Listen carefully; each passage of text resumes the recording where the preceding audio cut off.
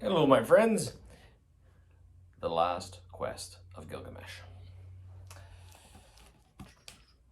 Gilgamesh, the powerful king of the ancient city of Uruk, set out on his last quest.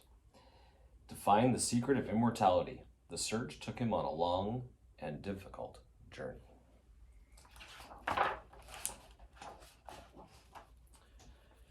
At the mouth of the river, at the end of the earth, a man lies, near death.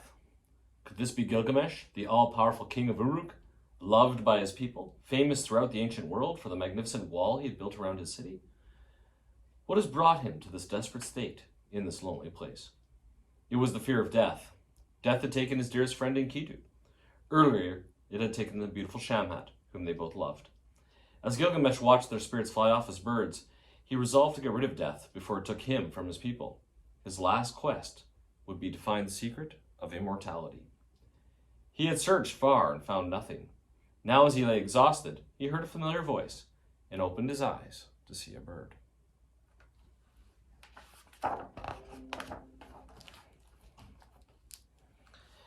The spirit of Shamhat had returned to help him. "Don't give up, Gilgamesh," she urged. "Look, there, between those peaks of Mashu Mountain, the sun god goes down to sleep. By day he sees everything. He knows where immortality lies. Rise up and follow his path." Gilgamesh called on strength he did not know he had and got up to continue his search. The mountain was steep and he could not keep up. The sun went down and darkness fell. The moon cast eerie shadows. Jagged stones tore at his clothes and beasts attacked him.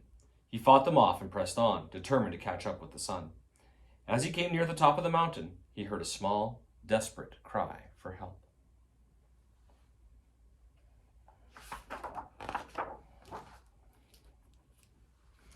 A lion cub had fallen off the cliff. Gilgamesh reached down and rescued the little animal, as Enkidu had once saved him from falling off the city wall. Two giant scorpions screamed, "How dare you come here? We guard the kingdom of the sun. Go back if you want to live." Gilgamesh faced them defiantly. "I have come to find the sun god. Let us pass," he ordered. The scorpions were amazed at the courage of Gilgamesh. "We will help you and your little friend." They lowered Gilgamesh and the lion cub into a deep abyss. "Find the light and follow it." Gilgamesh was in a freezing tunnel of terrifying creatures. He hugged the frightened cub close. After long hours of wandering in the dark, he finally saw a ray of light ahead and moved towards it.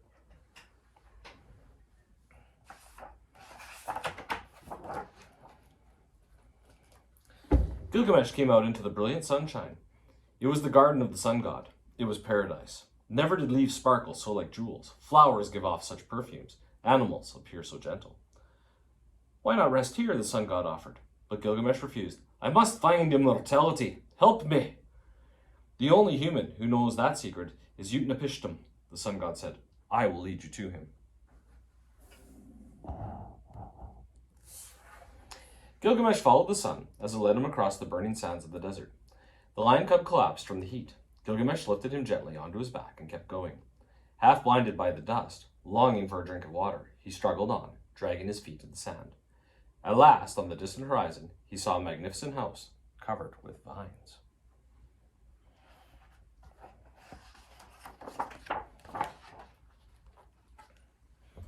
He reached it, exhausted.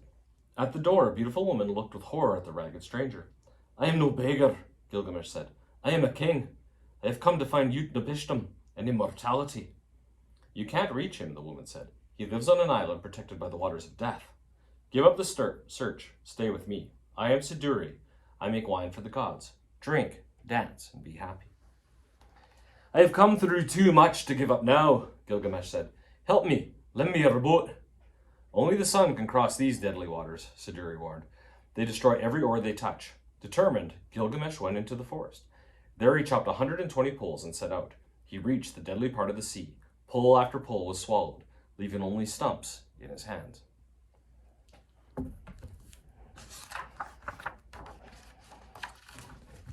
The waters raged wildly.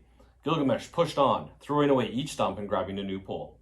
Around him floated the bones of creatures that had been devoured by the waters of death. The skies darkened and a fierce wind blew up as the last pole was eaten away. He could see the island, but how could he reach it? "I must not fail now," he cried. "I'm too close to the end of my search."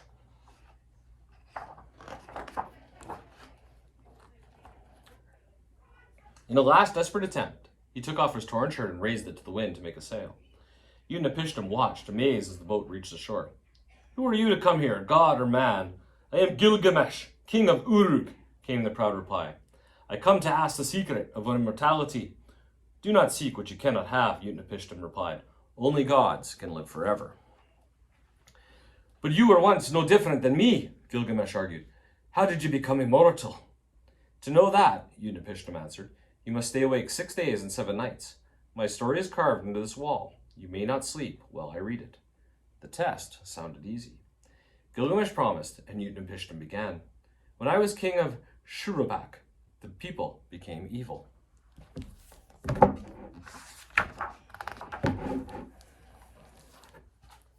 The gods decided to destroy the earth with a great flood. Because I was a good man, I was warned. I was told to build a great ark and to gather into it my family and each kind of animal and plant. As soon as I finished, the storm came.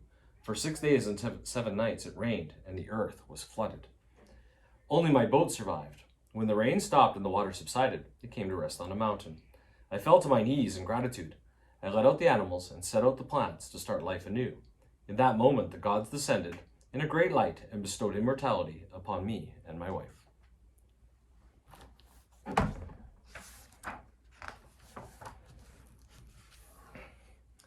Utnapishtim finished his story, and he looked down.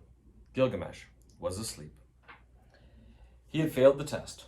Utnapishtim spoke with sadness. "Gilgamesh, immortal you came here, and immortal you must leave." Gilgamesh begged, "Give me another chance." Utnapishtim took mercy on him and weakened. "See that light far in the sea? A plant grows there that grants youth to all who eat it. It will not keep you from dying, but it will keep you young as long as you live." Gilgamesh sailed out across the deadly sea.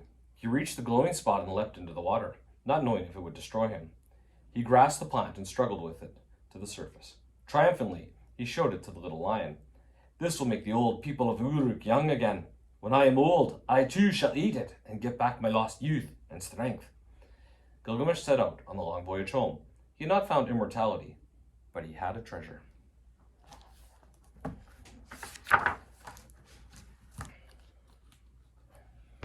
The boat passed a lovely island, and Gilgamesh stopped to eat fresh fruit and take some rest.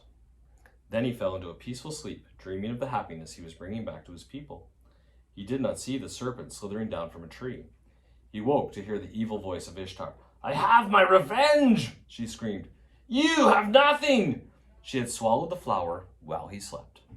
Ishtar now had the revenge she wanted, ever since Gilgamesh had rejected her offer of marriage. "Ishtar, you wicked one!" Gilgamesh cried. "You killed my friend Enkidu. Now you have killed hope." He hugged the little lion and wept. He had come through so much to have it all end like this. Suddenly he heard a voice calling to him. His beloved Enkidu had returned. They embraced with joy.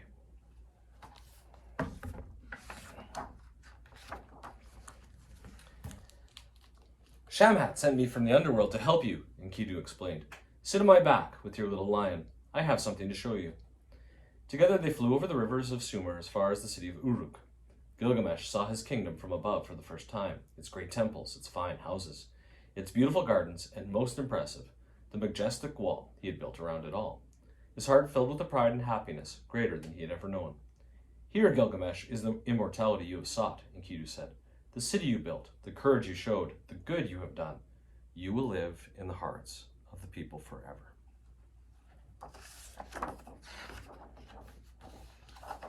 The end. The last quest of Gilgamesh.